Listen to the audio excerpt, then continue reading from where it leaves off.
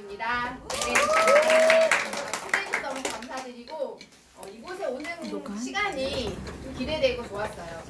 여기 이제 전체 총괄 PD를 맡고 계신 우리 주아름 인턴님께서 12월 달부터 강의를 좀 해달라고 요청하셨었는데 그동안은 못 오고 여러분들 애를 좀 태우고 따뜻한 봄 이제 진짜 옷을 벗고 다이어트 계절이 왔잖아요.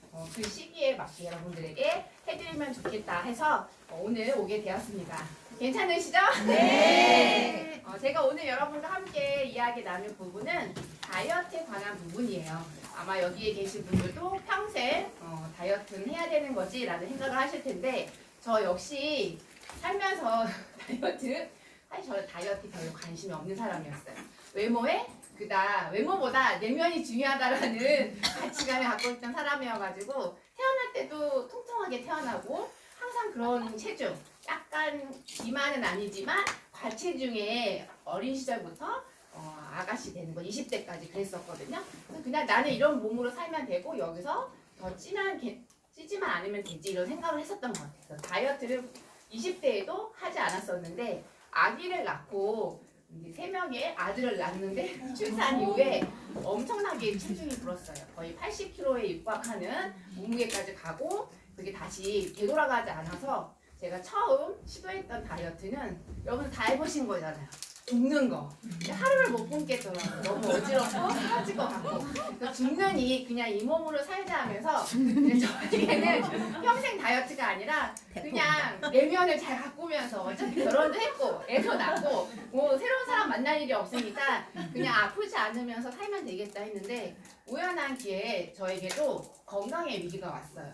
오늘 아침에 탁 일어났는데 머리가 빙빙 도는 거예요. 왜 숙취 아시죠? 천장이 막 이렇게 도는 거.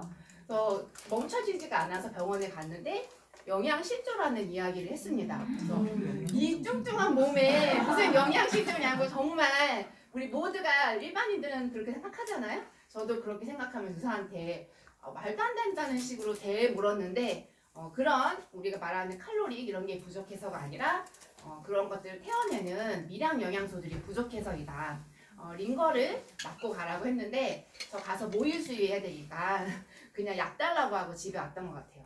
그리고 내가 왜 영양 불균형이 왔을까 이렇게 많이 먹었는데 그리고 좀 몸을 건강을 가져가는 방법을 좀 찾아봐야겠다 하는 중에 저희 아이들 건강도 하고 내가 이 유산화를 알게 되면서 유산화가 제공하는 정말 과학적인 정말 다이어트가 과학이더라고요. 그거에 솔깃했어요. 저는 음식을 조절하고 내가 알아서 다이어트를 하더라도 하는 거지 뭔가 이런 프로그램을 이용해서 하는 것은 맞지 않다고 생각했는데 너무나도 과학적이었어요. 이 이론이 사실이라고 하면 내 몸에 그대로 적용돼서 실제에도 그런 일들이 일어난다고 하면 대박이다라고 했는데 제가 2개월 정도 진행을 하고 17kg을 감량했습니다.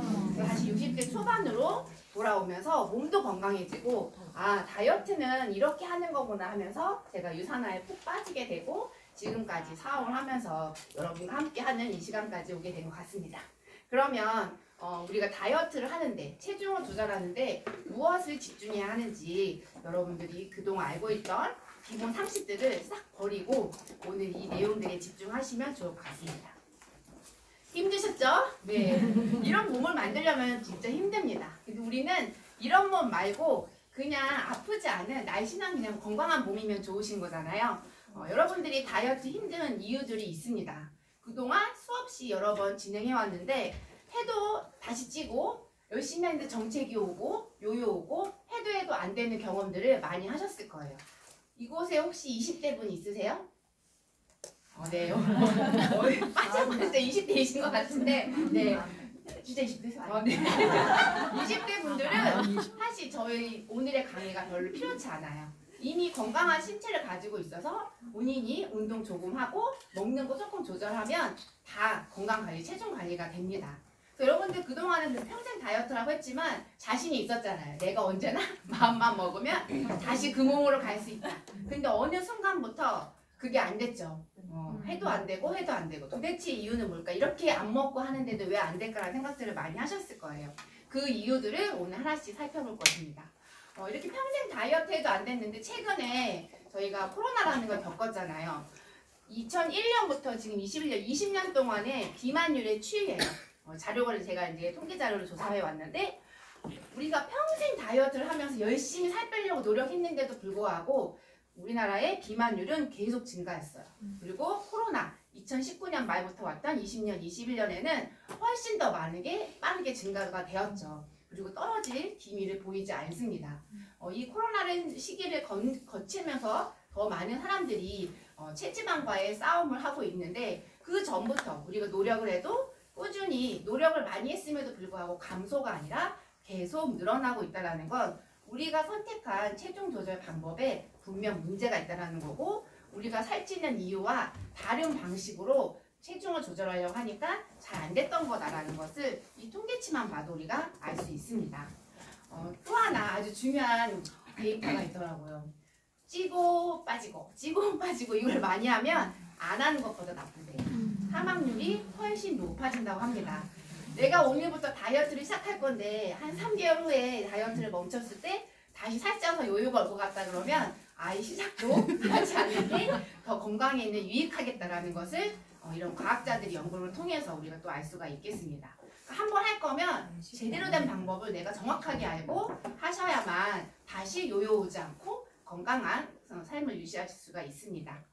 네, 그럼 이제부터 우리가 살찌는 이유 다 아시죠? 네. 많이 먹어서 혹은 잘 쓰지 않아서 남는 게 있으니까 그게 차곡차곡 몸에 쌓인다는 것은 우리 모두가 알고 있어요.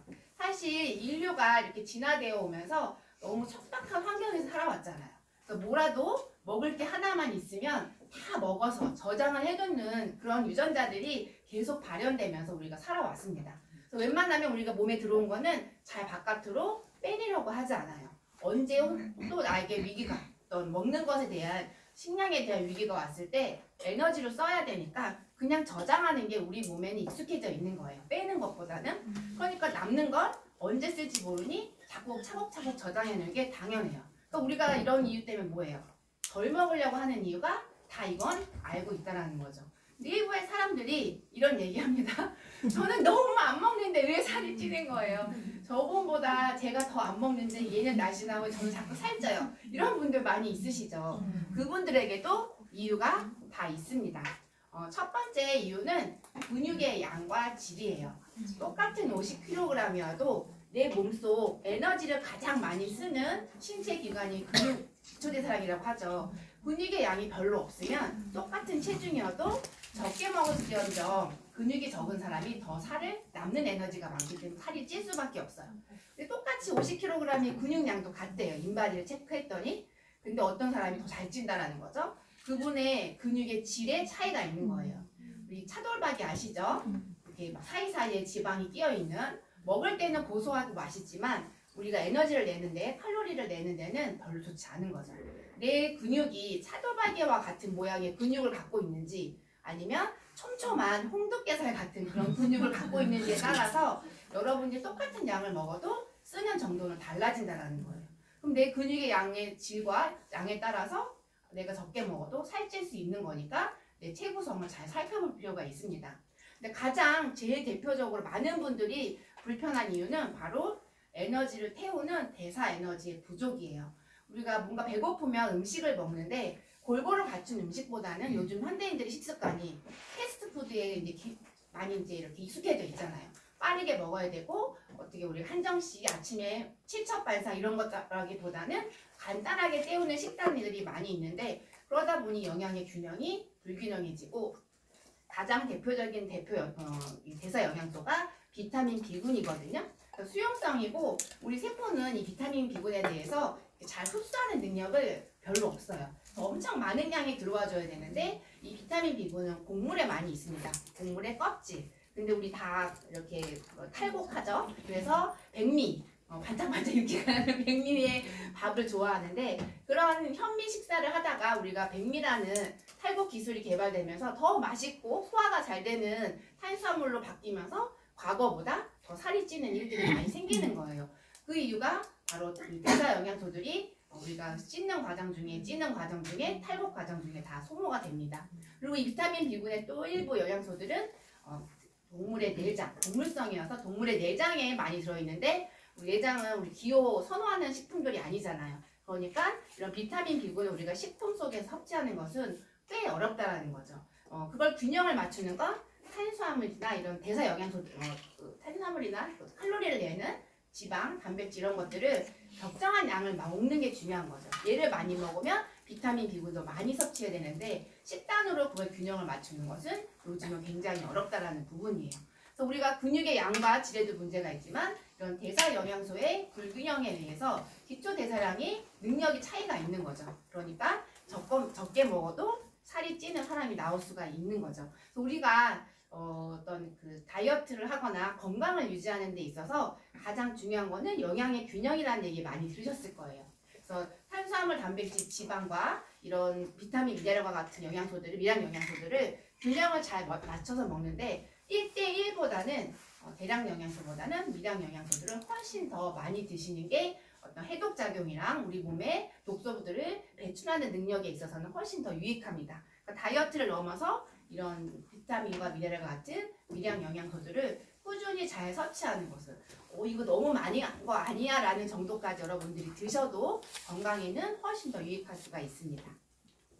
결국은 우리가 남는 에너지 조금 먹어도 많이 먹어서든 남는 에너지가 있기 때문에 나는 살이 찔 거야 하면서 그동안 여러분들이 해왔던 방법들은 이런 것들이에요. 결국 칼로리를 줄여내는 거랑 운동을 열심히 하는 방법들을 선택을 했었어요. 이렇게 굶기 하고 운동하고 이런 걸 병행하면 20대에는 잘 되었다라는 거죠. 근데 앞서 말씀드렸던 것처럼 내가 기초대사량이 떨어지거나 균형의 밸런스가 맞지 않으면 이렇게 해도 빠지지 않는 경우가 있어요. 특히 처음에는 빠지는 것 같다가 어느 순간 정체기가 오면서 아무리 노력해도 되지 않는, 그래서 포기를 해버리고 다시 원래대로 거꾸로 가는 요요 현상을 겪게 됩니다. 근데 이런 굶는 거 하는 운동, 다이어트 방법이 나쁜 이유는 살이 잘 안 빠져서가 문제가 아니라 부작용으로 나오는 부분들이 건강에 해를 끼친다는 부분이에요. 굶어서 살을 빼면 기초 대사량이 떨어지면서 살이 잘 찌는 체질로 바뀌는 것도 문제이지만 다이어트를 하고 나서 실패했는데 6개월, 1년 뒤에 나의 건강에 이상이 생기는 겁니다. 머리카락이 빠지기도 하고 갑상선에 이상이 생겨서 항진이나 저하도 생기고 또 신장 기능에 문제가 생기면서 여러 가지 건강에 적신호들이 오는데 대부분 이게 얼마 전에 한 나의 다이어트 때문이라고 생각을 못해요. 그냥 최근에 뭔가 스트레스를 받았나? 내가 나이가 한 살 더 먹었지? 이런 여러 가지 다른 데서 이유를 찾고 그냥 아무렇지 않게 넘어가는데 이게 내가 얼마 전에 했던, 몇 년 전에 했던 다이어트의 결과물, 잘못된 다이어트의 결과물이 될 수 있다는 거예요.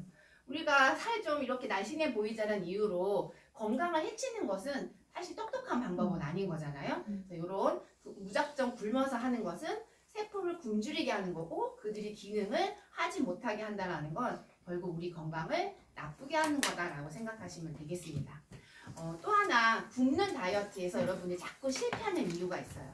확 줄이잖아요. 아침 막 이만큼 먹고 점심도 조금 먹고 샐러드 먹고 닭가슴살 뭐 80g, 100g 이렇게 하면서 다이어트 식단으로 드시는데 그게 일시적으로 도움이 되는 경우도 있지만 그걸 우리가 3달, 뭐 2달 이렇게 장기적으로 가져갔을 때는 우리 몸 안에 이 세팅이 되어집니다. 나한테는 정말 계속 낮은 칼로리만 들어오는구나. 비축하고 저장해야겠구나. 그런 호르몬들의 재작용이 일어나거든요.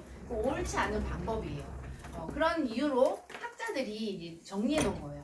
내가 다이어트를 하기 위해서 어쨌든 평상시 먹는 것보다는 조금 적게 먹어야 칼로리를 지방에 쌓여져 있던 것들을 쓸 거잖아요. 그래서 줄여야 되는데 어느 정도만 줄여야 되냐면 여기 500.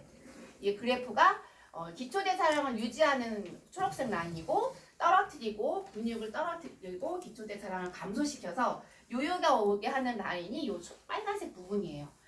내가 하루에 2000kcal를 먹어야 하루 활동을 하는 적정한 에너지라고 하면 1500 정도는 하루에 3끼에 나눠서 섭취를 하셔야 된다는 거예요. 근데 우리는 어떻게 해요? 2, 300 먹고 확 줄인 다음에 1000도 안 드시잖아요. 근데 그걸 뭐 일주일 정도는 괜찮겠지만 2주, 3주, 한 달, 2달 여러 달 가신다라고 하면 근육을 다 소실시키게 되고 우리가 그냥 일반적인 굶는 다이어트가 요요라는 실패의 결과로 남는 이유가 너무 굶기 때문이다. 그래서 요 칼로리 포인트 여러분들이 인바디를 이제 하시면 내가 한 뭐 기초가 1400kcal다. 그러면 하루 활동하는 정도를 따져서 2000에서 2200이면 내가 적정하다라고 했을 때 500 정도만 마이너스 하셔서 그 음식을 식단을 조절하시는 게 건강하고 요요 없는 다이어트를 하실 수 있는 방법이 되겠습니다. 결국 우리가 다시 완벽한 내 평생 마지막 다이어트를 하실 수 있을 때 가장 중요한 포인트는 근육은 지키고 지방만 빼고 지속 가능할 수 있는 다이어트를 해야 된다는 거예요. 단기간에만 무언가 이룬다고 하면 그 단기간에 무언가 확 하기 위해서는 무리한 활동들을 우리가 해야 되잖아요. 그건 분명 다시 부작용이라는 여러 가지 건강의 이상으로 우리 몸에 되돌아올 수밖에 없습니다. 네, 그럼 이제 어떤 게 가장 과학적이고 우리 20대 말고 20대 이후에 기초대사량도 떨어지면서 잘 살이 빠지지 않는 분들이 집중해야 되는 방법은 바로 칼로리가 아니고 호르몬입니다. 우리 몸에 호르몬의 작용이 제대로 일어나고 있지 않기 때문에 예전처럼 운동하고 좀 음식을 식단을 조절해도 살이 빠지지 않는 거예요. 이 호르몬이 하는 역할들은 우리 몸에서 지방으로 저장할 건지 에너지로 태워야지 내가 더 활동하는데 생존하는데 유리한지를 이 호르몬이 조절하는 거예요. 뇌에서 분비 신호를 나오면 이 호르몬들이 나와서 각 신체 기관에 작용을 합니다. 사실 우리 몸은 이 호르몬이 우리 몸을 다 좌지우지한다고 해도 과언이 아니에요. 그만큼 여러 가지 종류의 호르몬들로 인해서 체중뿐만 아니라 내가 성장을 잘 할 건지 우리 성장 호르몬에 대한 얘기도 많이 들어보셨잖아요. 호르몬이 갑상선 호르몬도 마찬가지고 호르몬을 만들지 말지에 대한 부분들이잖아요. 이런 것들을 다 우리가 몸속에 호르몬들의 지휘자에 의해서 이루어지고 있습니다. 우리는 아까 처음에도 말씀드렸지만 뭔가 들어오면 잘 빼어서 버리려고 하지 않는 습관이 있다라고 말씀드렸어요. 그래서 어떤 것을 얼마큼 잘 들어오냐에 따라서 건강을 유지하기 위해서는 나는 내 몸 사이즈의 지방을 몇 킬로그램 갖고 근육은 몇 킬로그램을 가지고 있어야 건강한지를 우리 몸이 다 세팅을 한다는 거예요. 그래서 이게 제대로 되어져 있으면 쭉 유지가 되는 거고 들쑥날쑥 불규칙하게 되면 살이 쪘다 빠졌다 하고 건강하지 못한 삶이 되어질 수가 있습니다. 그래서 호르몬을 이용하는 데서 가장 중요한 게 바로 이 호르몬이에요. 살 빼는 거, 체지방과 관련된 호르몬이 바로 이건데 지방 저장 호르몬이라고도 하고 강냉이 몇 알만 먹어도 우리 몸 안에 생기는 호르몬 중에 하나입니다. 얘가 없어야 지방을 태워라 라는 신호가 나오면서 우리 몸이 지방을 활활 태워주는 몸으로 바뀌는 거예요. 너무 좋죠? 가만히 있어도 지방이 알아서 태워주는 그 호르몬이 무엇일지 제가 가려놨는데 맞추시는 분께 제가 선물 드리도록 하겠습니다. 네, 손 들고 맞추시면 돼요. 저 호르몬 우리를 살찌우게 하고 살 빠지게도 할 수 있는 이 호르몬 네, 한 번째 들으실까? 아, 네, 아니고요. 세 글자입니다. 네, 세 글자 아니에요? 네, 우리 저기 뒤에 계신 분. 잠깐 세 글자. 네, 들어보시면 얘가 이렇게 하실 거예요. 이 아이가 그랬네. 아닌 것 같아요. 세 글자는 맞는데 뒷부분에 나오고 얘는 아닙니다. 네, 우리 일상에 다이어트 많이 하셨죠? 인슐린? 네, 맞습니다. 네.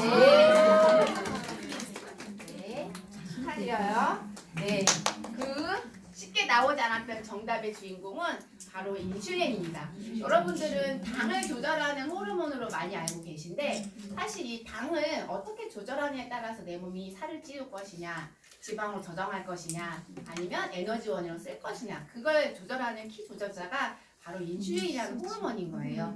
그래서 이 호르몬 자체가 지방을 잘 없을 때 많이 있을 때는 지방을 태우지 않고 저장을 하게 되고 얘가 농도가 떨어지면 지방을 태우는 신호로서 우리 몸이 작동을 하게 됩니다.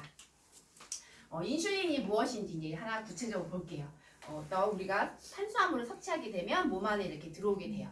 탄수화물이 여러 대사 과정을 거쳐서 에너지원으로 바뀌는 중에 이 인슐린은 쓸 만큼은 쓰고 남는 것을 간이나 근육에 이렇게 글리코젠이라는 형태로 밥이나 반찬 형태인 거예요. 언제든지 냉장고에서 꺼내서 내가 바로 먹을 수 있는 포도당을 바로 꺼내서 쓸 수 있는 형태가 바로 글리코젠이고 이 상태가 아니라 저기 바디팻이라고 되어 있죠. 지방. 우리 냉동실에 차곡차곡 나중에 먹을 거라고 쌓아두시잖아요. 그런 냉장고에 있는 오래된 음식물처럼 내 몸 여기저기에 지방을 쌓는 역할도 합니다. 그 인슐린이 충분한 우리 몸에 들어온 에너지가 적당하다고 하면 쓰고 남는 거는 보통 글리코젠을 할 거예요. 그래서 그래서 근육이 많으신 분들은 지방으로 잘 쌓이지 않겠죠. 저장할 공간이 많으니까. 또 간이 건강하신 분, 지방간이 없으신 분들은 간도 크기가 있으니까 거기에 일정량의 포도당을 저장할 수가 있습니다. 그리고 필요시에 꺼내서 쓸 수 있는 거죠. 근데 지방으로 저장되어 있으면 얘네들을 다시 에너지로 바꿀 때 포도당으로 바뀌기보다는 지방 자체의 대사율을 하게 돼요. 우리 몸에 또 케톤이라고 하는 독소가 생겨서 산증에 걸릴 수도 있거든요. 결국은 가장 바람직한 에너지, 독소도 나오지 않고 빠르게 칼로리를 낼 수 있는 게 포도당인데 그걸 조절하는 게 인슐린이 하는 거예요. 그래서 이 인슐린을 우리 몸에서 잘 쓰이게 하는 방법이 다음과 같아요. 탄수화물을 먹는 게 인슐린을 바로 직접적으로 나오게 하는 게 탄수화물이니까 그 먹을 때 소스를 치지 말라고 했어요. 우리 이렇게 막 뭐 샐러드도 먹어도 거기다 여러 가지 뭐가 들어있는지 모르는 소스 막 뿌리시잖아요. 소스를 빼셔야 돼요. 그리고 밥을 먹고 난 뒤에 디저트, 술 반주하시면서 밥 드시는 거 좋지 않다라는 거죠. 저희 요즘은 식사하고 나서 커피숍 가가지고 또 케이크도 막 주문하시는 분이 있어요. 이게 정말 안 되는 부분인데 그거 하만 하지 않으셔도 여러분들이 살을 많이 안 찌우실 수 있습니다. 그리고 가장 저도 신기한 부분이 이거였어요. 단백질은 괜찮지 않을까? 근데 우리 쌈밥집 가서 밥 올리고 고기 올리고 쌈장 올려서 싸서 먹으니까 왠지 건강한 식단 같잖아요. 근데 이렇게 먹다 보면 우리가 원하는 부분보다 많은 양, 내가 하루에 필요한 양보다 많이 과식을 하게 되고 이때 들어온 단백질은 그 근육에 저장되는 것이 아니라 지방으로 저장되는 형태로 바뀐다는 거예요. 그래서 우리가 고깃집에 가면 고기만 이렇게 먹고 탄수화물은 뭐 한두 숟갈, 왜 탄수화물도 좀 들어가야 된다 생각하지만 과식을 하지 않는 게 좋은 거죠. 그래야 이때 먹은 고기 단백질을 내 근육에 단백질로 쓰일 수 있다는 거. 그리고 뭐 햄버거, 콜라 뭐 이런 것들이 너무 우리 몸에 좋지 않다는 건 다 알고 계실 거예요. 우리가 하는 사 먹는 외식 문화를 줄이는 것만으로도 인슐린을 사실은 잘 쓰는 거예요. 불편하지만 집에서 집밥 해서 드시는 게 훨씬 좋을 수 있다는 거고 여기 MSG 고기를 우리가 푹 보쌈처럼 이렇게 삶아가지고 한 고기는 건강하다고 하잖아요. 지방도 빠지고 근데 거기에 이렇게 소스를 이렇게 묻혀서 드시면 2배 이상의 인슐린이 나오게 할 수 있는 상황이 된다고 해요. 그러니까 우리가 먹는 합성 첨가물들이 그만큼 인슐린을 평상시 먹는 양보다 원래 100g의 탄수화물을 먹어서 나와야 되는 이 분비량보다 2배, 3배 이상 더 많이 나오게 한다는 거예요. 내 입의 즐거움을 위해서 살짝 뿌렸던 이런 것들이 좋지 않다라고 말씀드릴 수 있습니다. 그래서 결국 내 몸의 호르몬, 인슐린이 잘 작동하게 하기 위해서 이런 것들 여러분들이 하지 않으시면 돼요. 근데 이런 거 다 안 하셨죠? 이거 나왔을 때 다 하셨던 것 같아요. 그래서 우리가 뭐가 생겼냐면 인슐린 저항성이 생긴 거예요. 나도 모르게 그냥 먹었던 밥이고 식습관이었는데 그게 1년, 2년, 3년, 4년 쌓이다 보니까 나이살인 줄 알았는데 인슐린 저항성에 의해서 생기는 살이었다라는 거죠. 그래서 인슐린 저항성이 오면 평상시 우리가 똑같은 밥 한 끼를 먹어 한 공기를 먹어도 인슐린 저항성이 있는 사람은 훨씬 더 많은 인슐린이 분비가 됩니다. 인슐린이 많이 분비되니까 포도당이 빨리 자기 일을 하면서 우리 몸에 좋지 않을까 하는데 인슐린 저항성이라고 하는 건 세포에게 문을 두드려서 포도당 데리고 왔다고 넣어주는 게 인슐린 호르몬인데 세포가 너무 자주 너무 많이 나오니까 인식을 못하는 거예요. 그래서 인슐린이 포도당을 들고 와서 문을 두드리고 세포야 빨리 가져가서 에너지원으로 써 라고 하는 그 과정이 일어나지 않는 내 몸 상태인 거예요. 그래서 이런 인슐린 저항성이 있을 때는 병원 가서 당뇨인지 아닌지 확인해도 나오지 않습니다.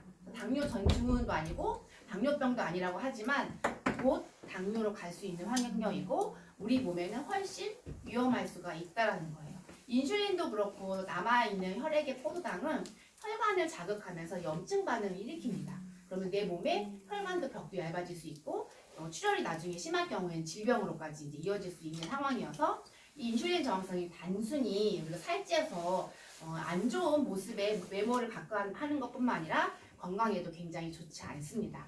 그래서 인슐린 저항성 내가 갖고 있는지 아닌지 몇 가지를 가지고 한번 테스트 해보겠습니다. 내가 복부 비만이 있는지 한번 다이어트를 하면 정체 기간이 길게 꼭 찾아온다. 밥 먹고 나서 식곤증이 심하다.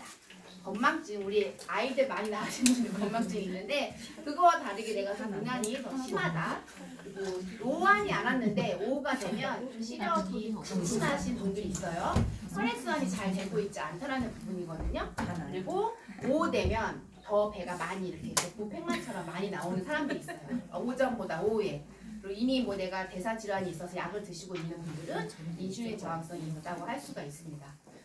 단 음식 땡기는 게 가장 초기 증상이라고 보시면 돼요. 내가 나 원래 옛날에 안 그랬는데 왜 자꾸 단 음식이 땡기자면 인슐린 저항성으로 가고 있는 거예요. 여러분들이 좀 주의하실 필요가 있습니다.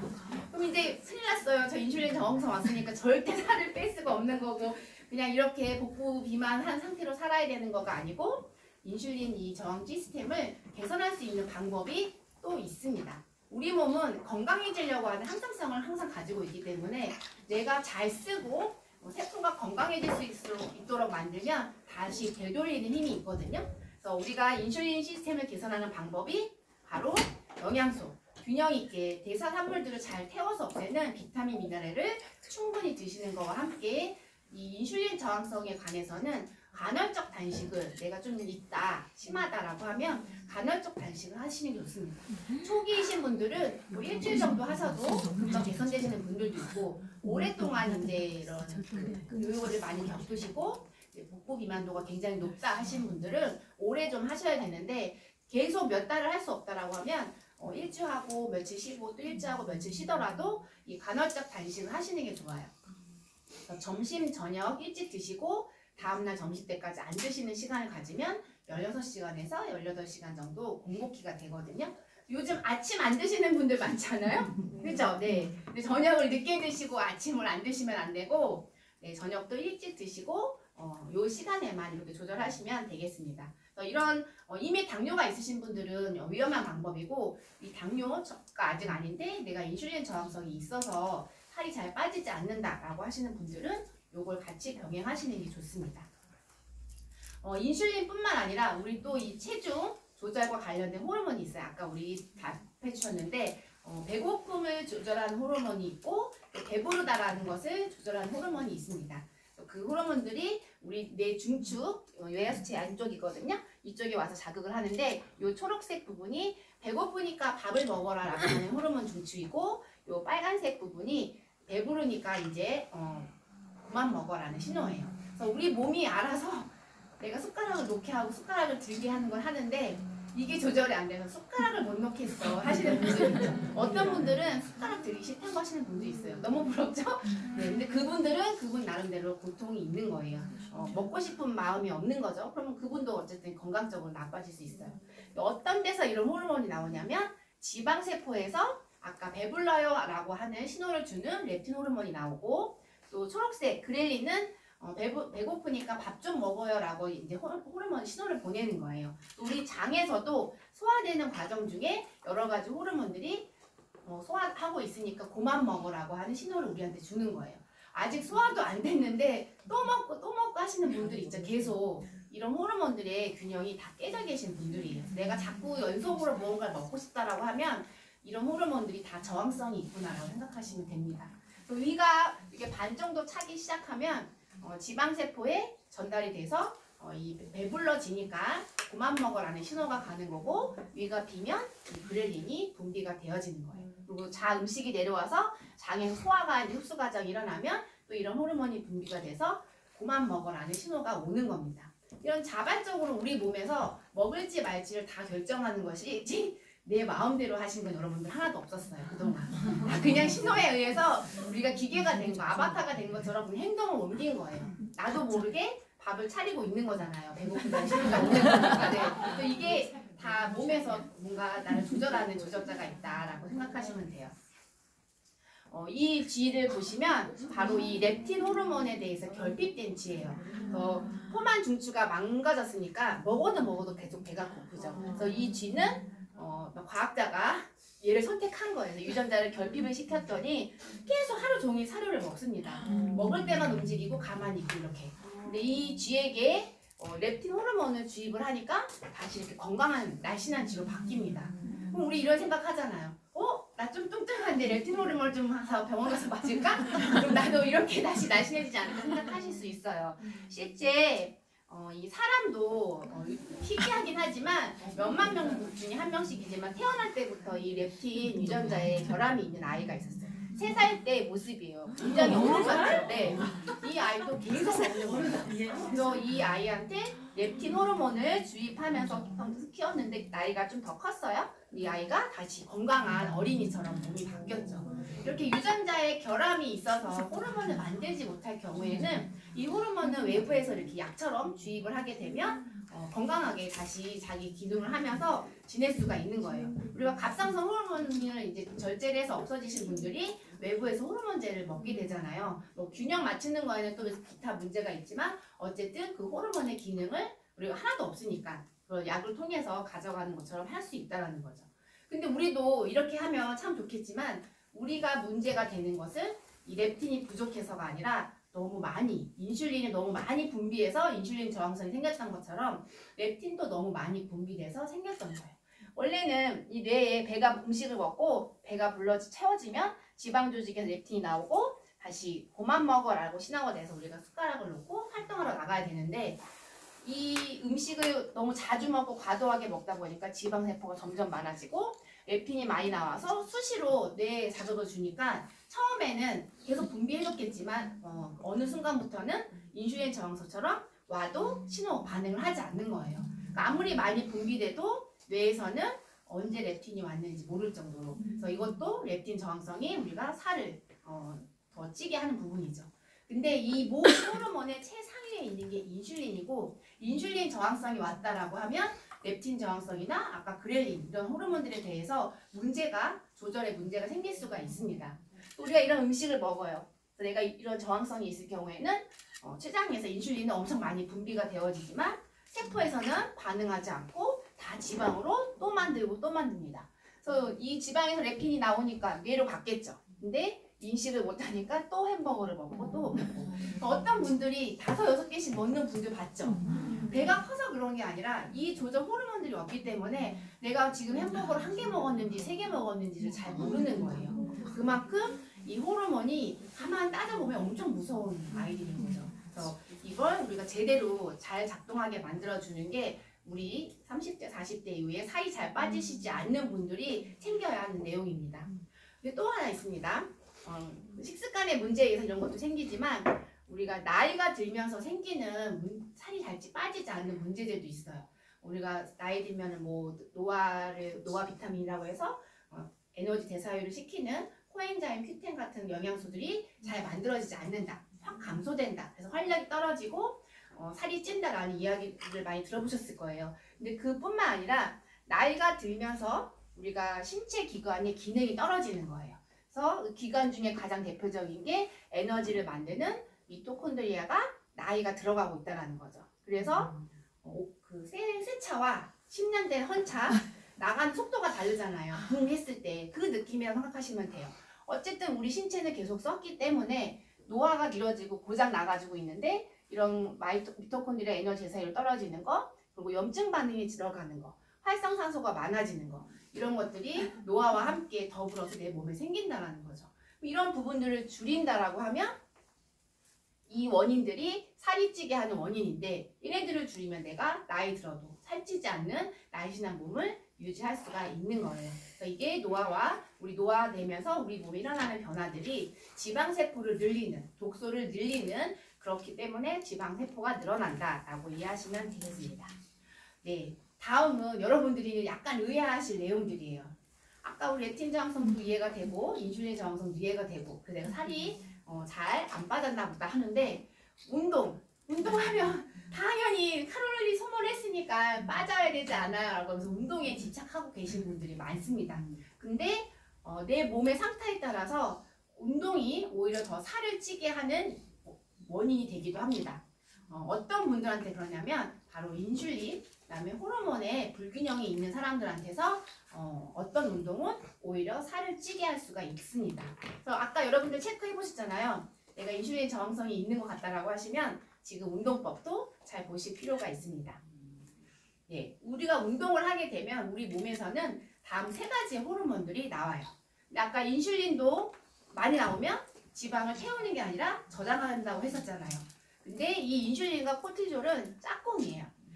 코르티졸이 분비되면 우리 몸의 활동량을 증가시켜야 되거든요. 심장 박동도 막 빨리 해야 되고, 그러니까 포도당을 녹여 나오게 하고 포도당이 나오면 인슐린이 나옵니다.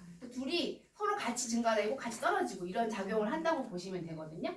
그래서 이 두 가지 호르몬들이 많이 나온다라고 하면 우리가 포도당을 많이 가져다가 하면서 쓰고 남으면 또 에너지, 지방으로 저장할 수 있는 살찐 호르몬이고, 반대로 이 운동하면서 나오는 근육에서 나오게 되는 이런 성장 호르몬은 근육량을 더 증가시키고 또 우리 더 항노화, 항산화 기능도 하고 체지방을 태우는 효과들이 있습니다. 그래서 이런 좋은 점 때문에 우리가 살에 빠질 거다라고 하면서 운동을 하게 되는데, 인슐린 저항성이 있게 되면 우리 세 가지 운동 종류 다 아시죠? 무산소 운동, 유산소 운동, 요즘에 새로운 게 하나 해서 고강도 인터벌, 3, 4분 동안 아주 격하게 하는 운동이라고 하는데, 이 세 가지 운동법이 있습니다. 그래서 이 세 가지 운동의 종류에 따라 호르몬 나오는 종류가 다 다른 거예요. 그래서 유산소는 코르티졸은 안 나오고 성장 호르몬 나오고, 무산소는 얘가 엄청 많이 나오는 거예요. 고강도는 성장 호르몬이 엄청 많이 나오고 코르티졸은 하나 정도 나오고. 이거 플러스 마이너스 해보면 내 건강에 유익한 거는 유산소 운동하고 고강도 운동인 거예요.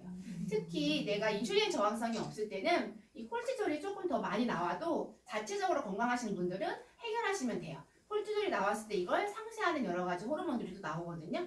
근데 인슐린 저항성이 있다는 건 이 코르티졸도 인슐린도 잘 조절이 되지 않는 거라서 이미 많아 죽겠는데 얘가 또 나오니까 인슐린이 더 많아지는 거예요. 인슐린 저항성이 더 극대화되니까 살을 빼는 것보다 찌우는 쪽으로 우리 몸이 바뀐다는 거거든요. 그래서 우리가 살 빠지려면, 살을 빼려면 유산소랑 고강도 운동이 좋겠다. 인슐린 저항성이 있을 경우에. 그래서 우리 중년 이후에 복부 비만이 많으신 분들이 선택해야 하는 운동은 무산소 운동은 빼자. 여러분들 대부분 무산소는 이렇게 거기 뭐죠? 피트니스 센터에서 막 이렇게 뭐 들고 하면서 근력 운동을 하는 거를 무산소라고 생각하시잖아요. 근데 무산소의 정의는 이거 하고, 그래서 우리 고강도 요거 뒤에 또 나오는 거 한번 볼게요. 유산소 운동의 종류는 이거예요, 이거. 무산소. 우리 농구, 에어로빅 이런 거 다 유산소 운동인 줄 알았잖아요. 산소로 호흡하면서 하는 줄 알고. 근데 우리 배 나온 아저씨들 조기축구에 가서 2-3시간씩 해도 뱃살 전혀 안 들어가요. 운동 끝나고 낮술하셔서 배가 안 들어가는 게 아니고, 그분은 2-3시간 동안 별로 우리 몸에 성장 호르몬을 많이 내오게 하는 것보다는 코르티졸을 많이 나오게 해서 인슐린 저항성을 더 극대화시키는 운동을 한 거거든요.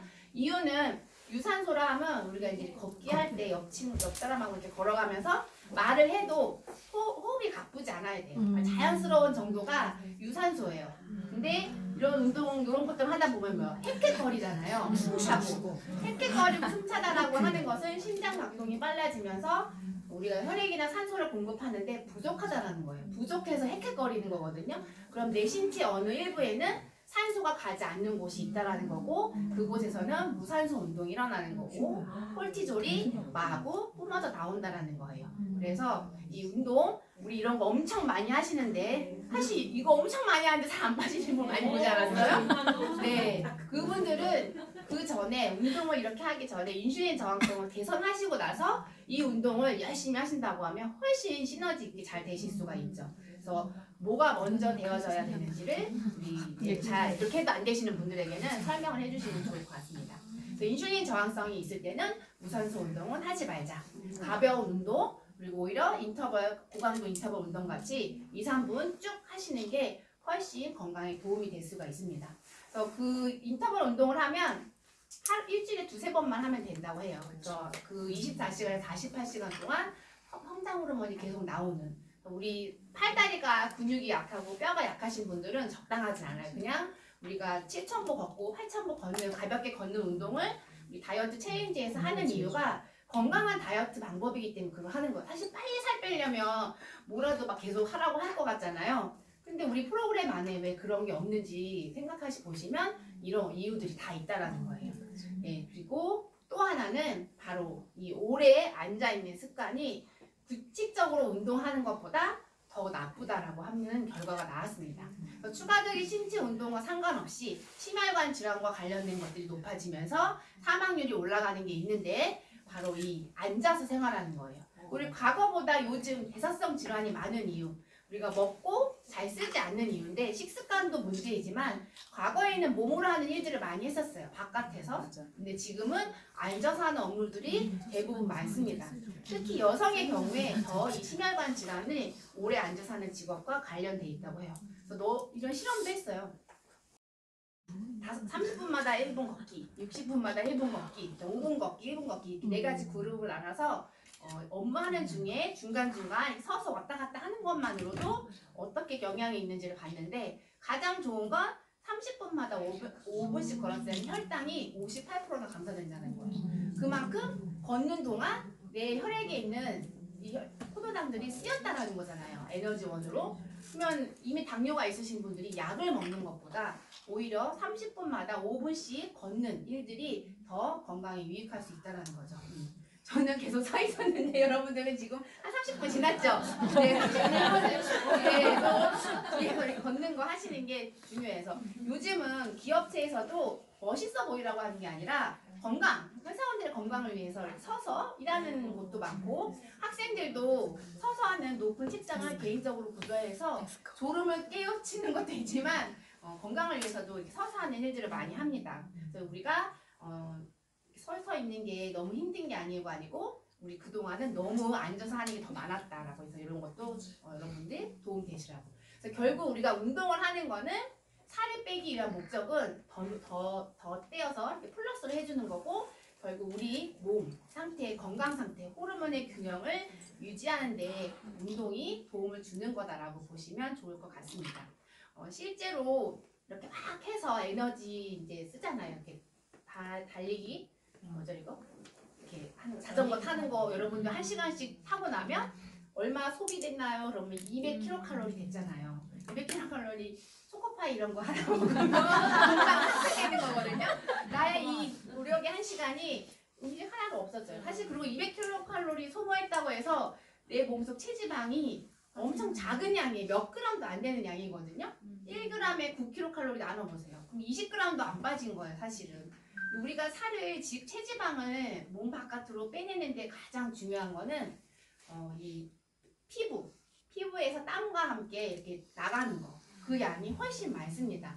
결국 운동은 체지방을 태우는 시간보다 순환을 통해서 이 혈관에 있는 찌꺼기들이나 어떤 지방덩이들이 그 옆에 있는 림프관으로 이동을 해요. 밀어내거든요. 림프관으로 이동됐다가 거기 꽉 차면 갈 데가 없어요. 그 애들은. 그래서 그걸 피부층으로 내보내야 되는데 이 순환이 잘 되어 있지 않고 고여 있으면 어딘가에 문제가 생길 수가 있고 안 되죠. 그래서 우리가 운동을 가볍게 하면서 땀을 살짝 내는 것들이 이 림프관에 있는 지방들을 몸 바깥으로 빼내는 거예요. 그게 훨씬 여러분들의 체지방을 더 내 몸 밖으로 배출하는데 도움이 되는 방법인 거죠. 그래서 운동을 너무 열심히 많이 1시간씩, 2시간씩, 10시간씩 해야만 살이 빠지는 게 아니고 나의 순환을 돕는 정도로 하시는 게 가장 적정한 운동 방법이고 먹는 음식의 종류를 바꾸는 게 훨씬 더 먼저라고 할 수가 있겠습니다.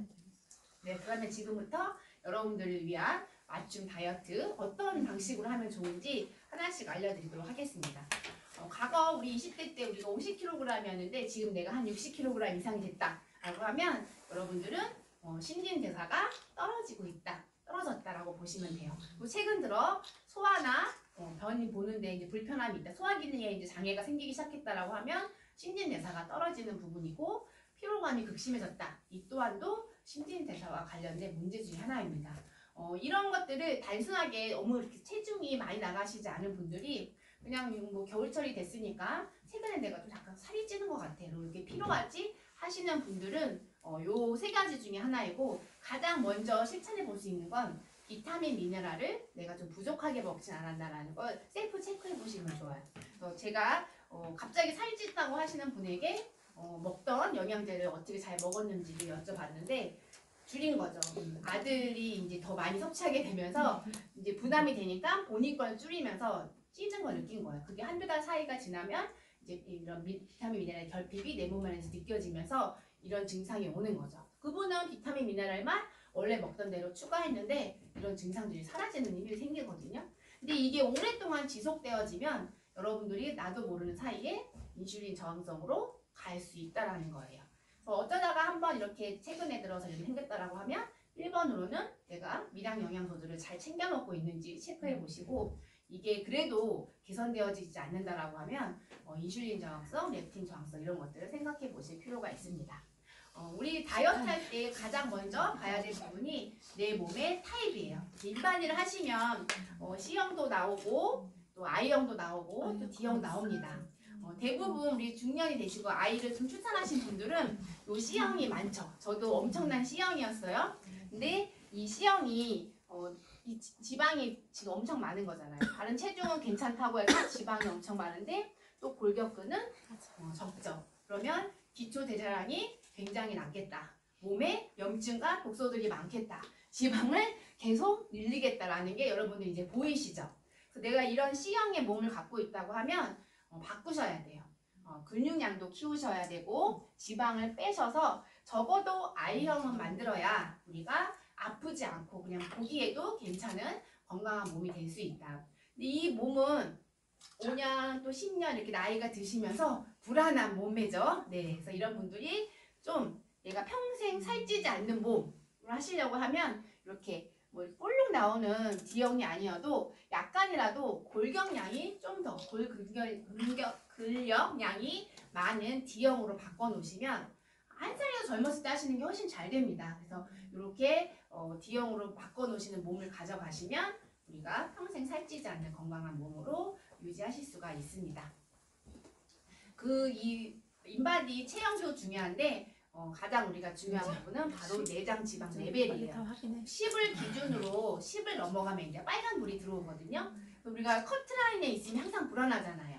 I형도 괜찮은데 언제 C형이 될지 모르니까 불안한 것처럼 내장 지방도 5, 6, 7 중간 정도로 내가 유지를 할 수 있도록 노력을 하시는 게 더 살찌지 않게 하는 방법이라고 할 수가 있습니다. 네, 그래서 우리 지금 현재 여러분들의 몸을 한번 체크해 보시면 돼요. 내가 인바디를 했더니 비만도가 어느 정도 나왔는지, 건강 상태에 소화기나 신진대사에는 문제가 없는지, 또 내가 식사 습관이 아까 우리 인슐린 저항성을 일으킬 수 있는 그런 식단을 많이 갖고 있는지, 아니면 건강한 식단을 갖고 있는지에 따라서 필요한 영양 솔루션들과 함께 다이어트를 진행하시면 되겠습니다. 제일 첫 번째 해야 되는 거는 먹는 칼로리의 질에 바꾸는 거예요. 우리 아까 똑같은 탄수화물인데 어떤 탄수화물을 먹느냐에 따라서 인슐린을 확 올리는 아이들이 있고 또 천천히 올리는 식단들이 있죠. 백미보다는 현미가 더 좋은 거고 떡보다는 쌀이 나은 거고 가루로 된 거 안 좋습니다. 그쵸? 우리 아침에 떡볶이 드셨죠? 네. 인슐린 저항성 드리고 살 빼게 하시려고 우리 다 예약된 생각되어졌던 부분이 있었던 것 같아요. 네. 우리가 먹는 음식의 질만 바꿔도 건강한 몸을 바꿀 수 있습니다. 네, 그리고 여기 칼로리뿐만 아니라 이 칼로리를 태워주는 비타민 미네랄을 넘치도록 많이 드시는 게 정말 중요해요. 우리 들어온 것들이 남기지 않고 다 태우는데 이런 영양소들이 쓰인다고 했고 남는 아이들은 우리 몸의 체지방을 분해하거나 독소들을 몸 밖으로 배출하는 역할을 해요. 우리 이걸 이렇게 많이 먹어서 굳이 쓸데없이 왜 이렇게 하시나요? 라고 하잖아요. 충분한 필요한 양만 먹으면 되지 않나 하는데 우리 몸은 매 순간 바뀌어요. 어제는 엄청 컨디션 좋았는데 오늘은 컨디션이 좋지 않으면 비타민 미네랄이 더 많이 필요합니다. 딱 뭔가 음식물이 들어왔을 때 이것들을 눈에 가서 쓰일 건지 머리에 쓰일 건지 체지방을 빼는 데 쓰일 건지 소화하는 데 쓰일 건지를 우리 몸이 먼저 오늘의 상태를 다 검증을 해요. 오늘은 소화기관이 제일 문제네. 그럼 내가 먹은 음식의 영양소들을 이 몸 소화기관을 도와주는데 다 쓰여요. 그리고 남는 걸 그 다음 2순위, 3순위, 4순위로 가거든요.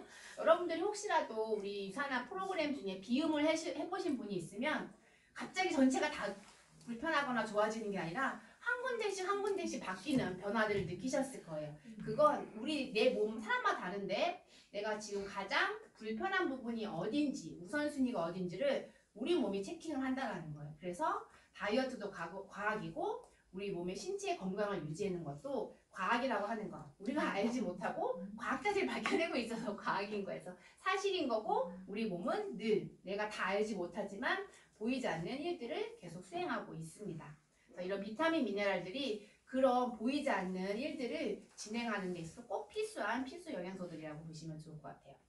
탄수화물은 하루에 130에서 300g이라고 되어 있는데 300g을 넘기지 않는 게 좋으세요. 근데 또 그렇다고 해서 나쁘니까 뭐 저탄고지 이런 것도 있으면서 탄수화물을 아예 줄이시는 분들이 있는데 그러니까 뇌는 탄수화물만 가지고 에너지원으로 씁니다. 그래서 이게 부족하게 되면 치매 빨리 오실 수 있어요. 그래서 하루에 필요한 좋은 양질의 탄수화물을 적당하게 섭취하시는 것이 필요하고 그런 것들이 우리가 통곡물이라고 이제 이야기합니다. 그래서 혈당 수치를 빠르게 높이지 않는 식이섬유들을 다 잘 가지고 있고 비타민 미네랄들을 포함하고 있는 게 통곡물이기 때문에 그래요. 그래서 이거를 한 번에 많이 먹는 게 아니라 나눠서 드시고 가루로 된 거는 소화 흡수가 빠르기 때문에 좋지 않습니다. 네, 그래서 씹어서 소화시키는 것들 그리고 단백질은 뭐 식물성만 동물성만 이런 것이 아니라 골고루 식물성도 콩만 먹는 게 아니라 다양한 종류의 콩을 섭취하시는 게 좋아요.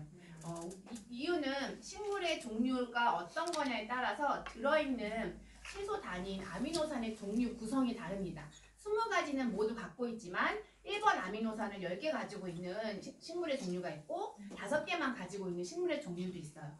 가능하면 우리가 20개의 아미노산을 골고루 다 섭취하시려면 한 가지에만 집착하시기보다는 다양한 종류의 식물에서 뽑은 단백질, 동물에서 뽑은 단백질을 골고루 드시는 게 가장 적당한 방법이라 할 수 있겠습니다.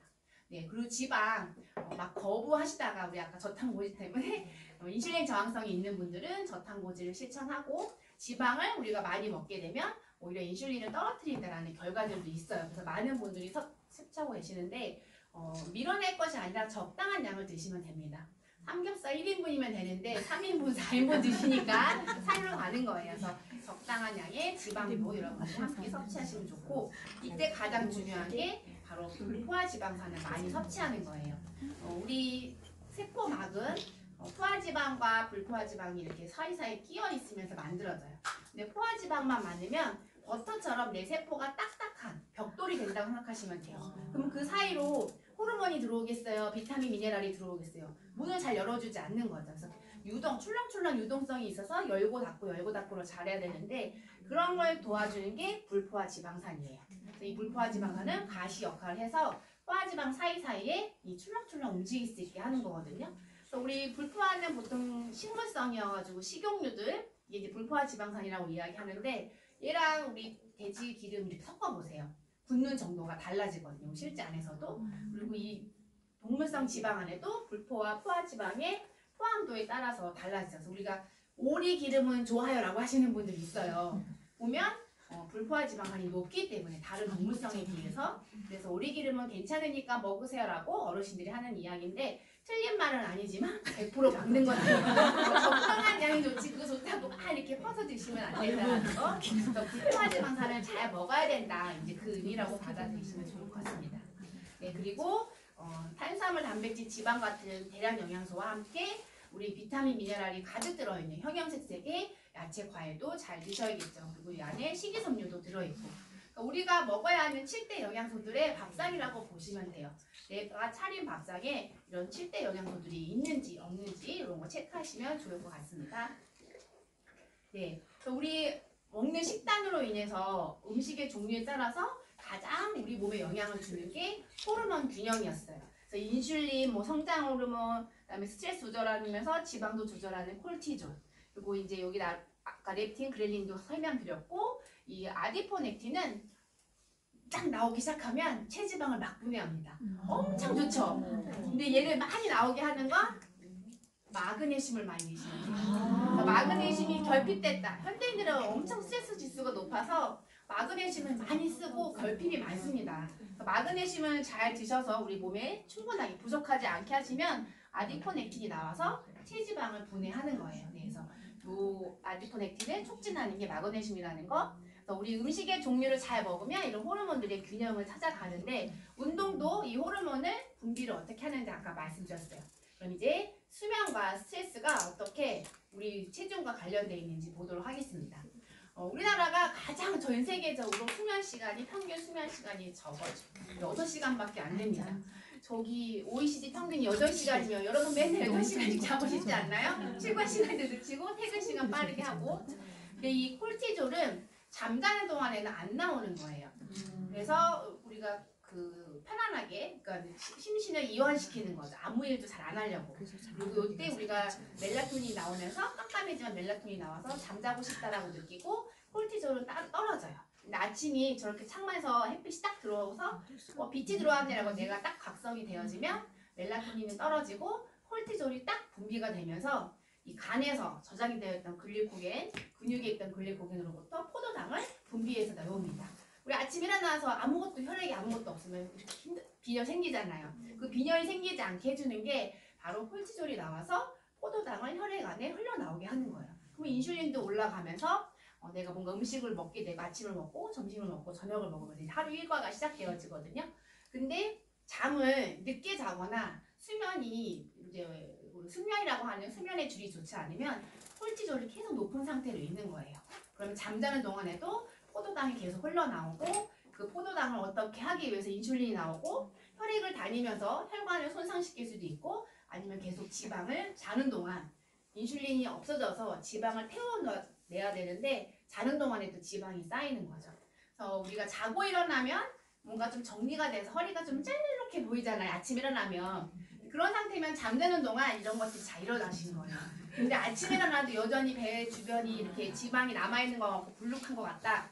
그러면 숙면이 안 됐거나 밤새 콜티졸과 인슐린이 몸 안에서 뭔가 했거나 늦은 밤 야식을 드시고 주무셔도 다음날 아침 되면 뭔가 배 주변이 불편하시잖아요.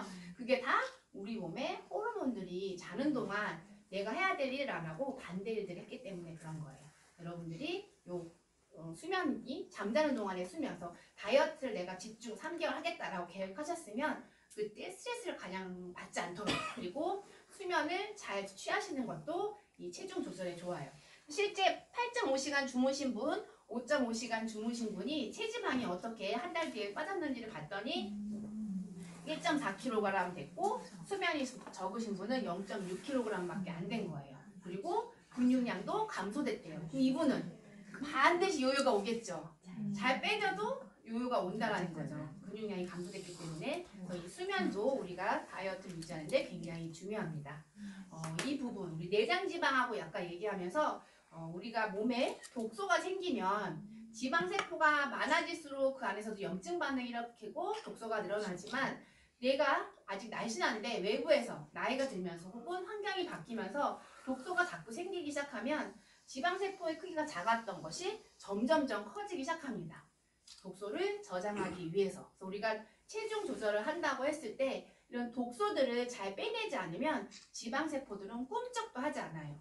얘를 빼내는 순간 이들이 갈 곳을 잃어버리고 우리 신체를 공격할 것이기 때문에 우리 몸은 지방세포를 뺄 거냐 얘를 돌아다니게 할 거냐라는 선택하에서 지방을 키우기로 결정한 거죠. 그게 건강을 유지하는 데는 외모는 뚱뚱해도 건강에는 이게 더 나을 수도 있겠다라는 생각에 우리 몸이 판단을 하는 거예요. 그래서 이런 독소들을 잘 빼주는 게 매우 중요합니다. 그래서 이 부분에 대해서 다이어트로 굉장히 유명하신 박용우 박사님이 이런 얘기를 했어요.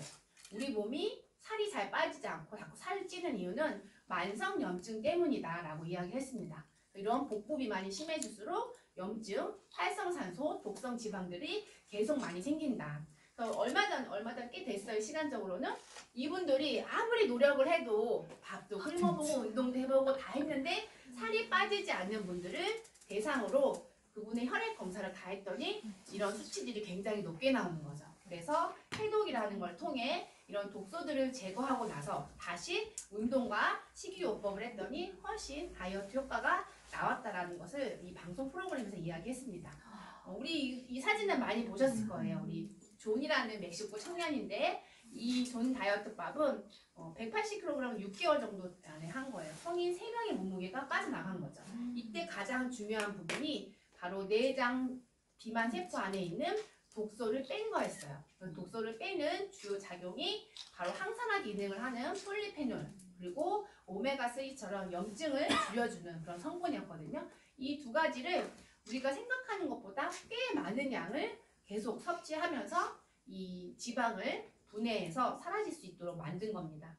우리 지난 1월 28일에 이런 관점에서 유산화의 신제품 메타볼리즘 플러스가 나왔어요. 신진대사를 높인다라는 뜻의 이 메타볼리즘 플러스인데 이 안에 들어있는 주 성분이 바로 카테킨이에요. 그래서 이 카테킨은 항산화 기능, 체지방 분해, 혈압 조절 이런 거에 의해서 기능성을 인정받은 원료이고 그 외에도 우리 자몽 추출물, 도라지 뿌리 추출물이 포함되어 있어요. 이 추출물도 세 가지가 공통적으로 갖고 있는 게 바로 폴리페놀 계통이고 3중 항산화 기능을 가지고 있는 거죠. 한 가지 성분이 아니라 여러 가지 성분이 복합돼서 이걸 섭취했을 때 우리 몸에 항산화 작용이 굉장히 빠르게 될 거고 내가 내장 독소랑 비만 세포가 굉장히 많은 비만도가 높은 사람이라고 하면 이 메타볼리즘 플러스를 같이 드셨을 때 훨씬 시너지 있게 우리 존 다이어트와 같은 효과들을 가져가실 수가 있습니다. 이미 이 원소 영양소들이 세 가지 기능에 고시형 원료로 인정을 받았습니다. 그럼 이 고시형이 또 뭔지 궁금하시잖아요. 네, 식약처에서는 어떤 원료의 기능을 이제 실험실에서 분석을 해서 기능을 찾아냈어요. 그리고 그거를 제품화해서 사람들이 먹었을 때 효과가 지속적으로 그 데이터가 축적이 되어지면 고시형 원료로 충분히 믿을만하다라고 이제 이야기를 해주고 어느 정도의 함량을 먹어야 되는지까지 다 알려줍니다. 그게 고시형 원료이고 이거 가기 전 단계가 개별 인정형 원료라는 게 있어요. 지금 막 이제 원료를 찾아냈고 기능들을 밝혀가는 중에 뭐 세포 분야, 세포 안에서 그리고 몇몇 개의 실험군 안에서 좋은 반응이 나왔다. 이럴 경우 이제 신청을 하면 개별 인정을 받는데 제품화가 많이 돼야 되고 많은 사람들이 먹으면서 효과가 인정받아야만 다시 고시형 원료로 될 수 있는 거죠. 우리가 확실하게 믿고 먹을 수 있는 건 고시형 원료가 훨씬 더 좋다라고 할 수가 있습니다. 네, 그래서 우리 녹차 추출물 카테킨을 갖고 있는 이 메타볼리즘 플러스는 염증과 독소 저장고라고 할 수 있는 내장 지방을 빠르게 분해해서 없애는 데 도움을 주는 방식으로 우리 체중 조절과 관련된 프로그램에 함께 했을 때 시너지를 받으실 수가 있습니다.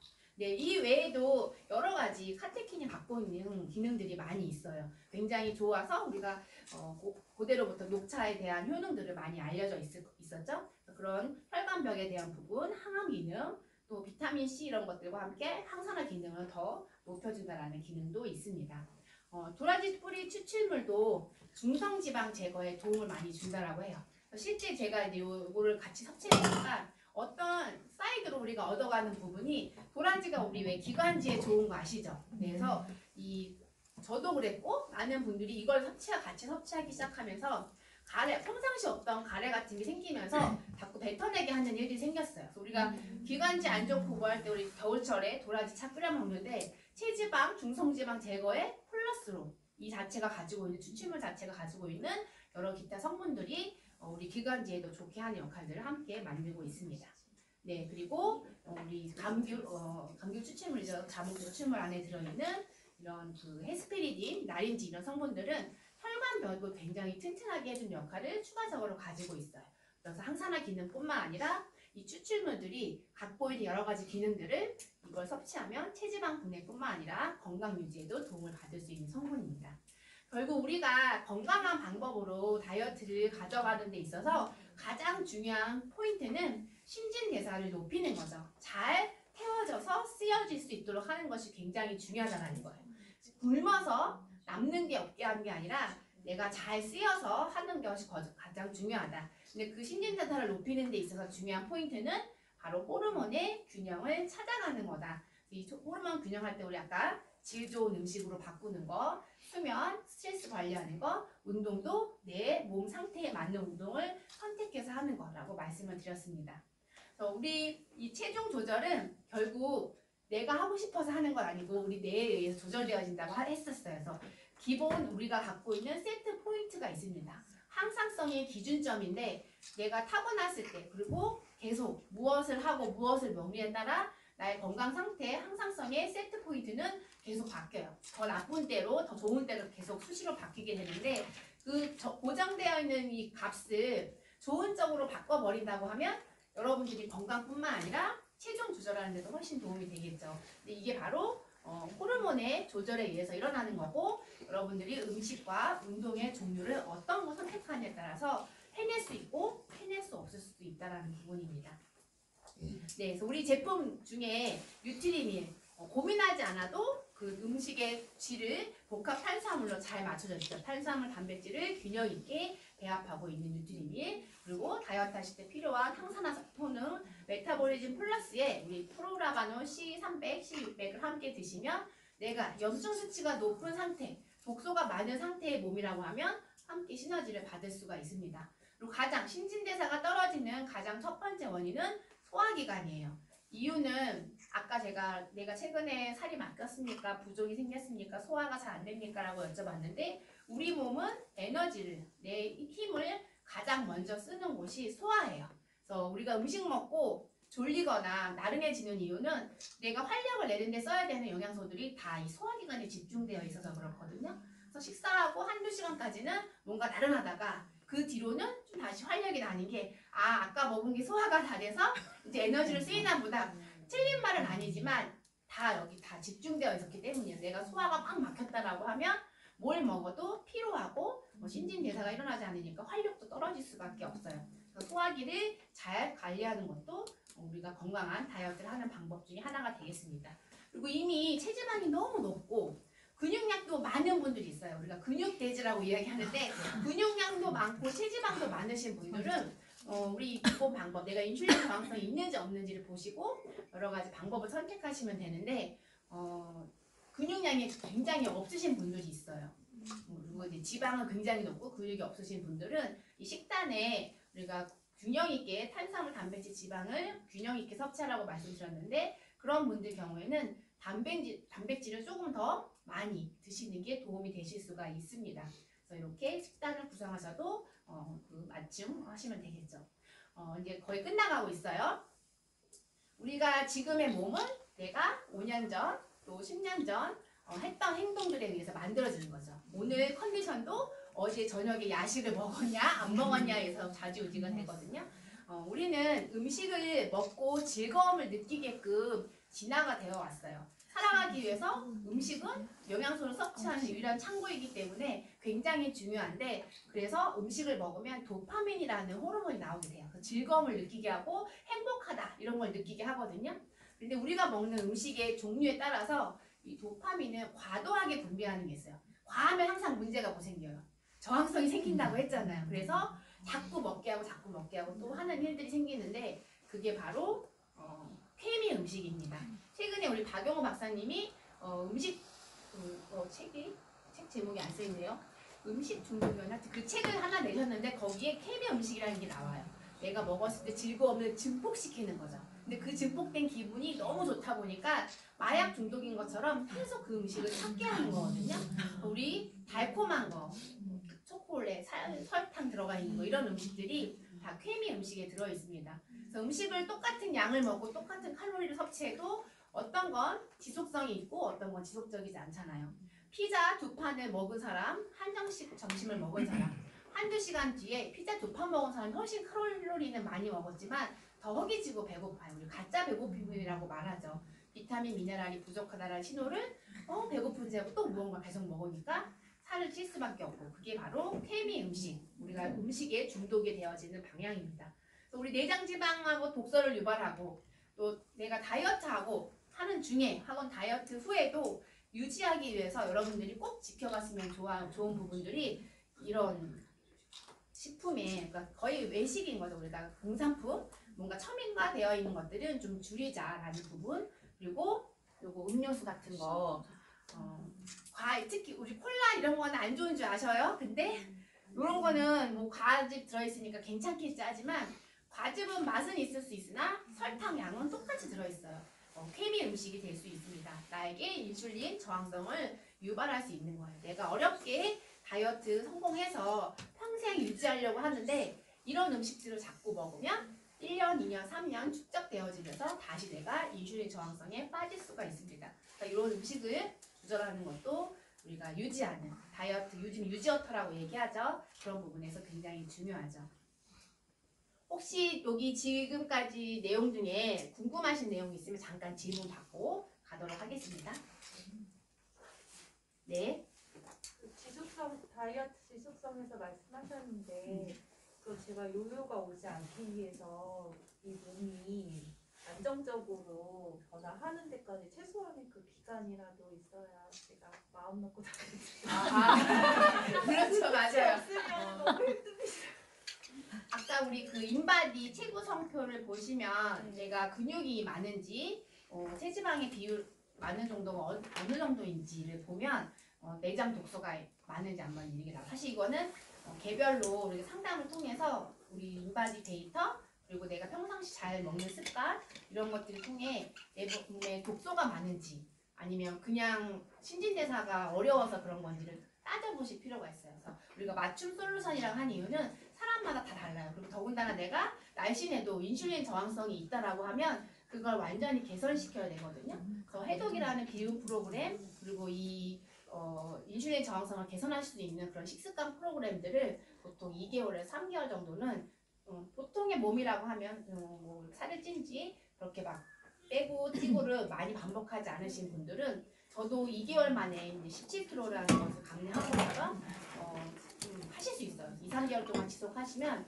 가능하세요. 근데 그때 우리가 내 몸 상태에 따라서 추가되어져야 되는 뭐 항산화 성분이나 뭐 소화기 관련된 제품이라던가 아니면 이 기초 대사량을 높여주는 종합 비타민들을 더 많이 먹을지 아니면 보통으로 먹을지 이런 것들 좀 조절하실 필요가 있어요.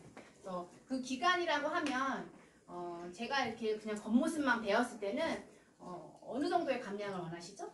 저는 지금 유지를 하는 게 목적인데 어떤 분은 6개월을 유지해야 다음부터 요요가 오지 않는다. 어떤 분은 1년을 노력해야 된다. 기간이 다 다른 거예요. 그래서 어느 정도 제 몸이 안정기라고 하죠. 이제는 뭐 밥을 먹거나 야식을 해도 다음날 뜨지 않는 그런 몸이 되려면 다이어트는 얼마 기간 동안 하시는 거예요? 저는 우선은 지금 1년 반째 계속 유지를 하고 있어요. 아, 그럼 1년 반 전에 체중 6개월이었는데 그것도 1년 해야 된다. 1년 했더니 더 해야 된다.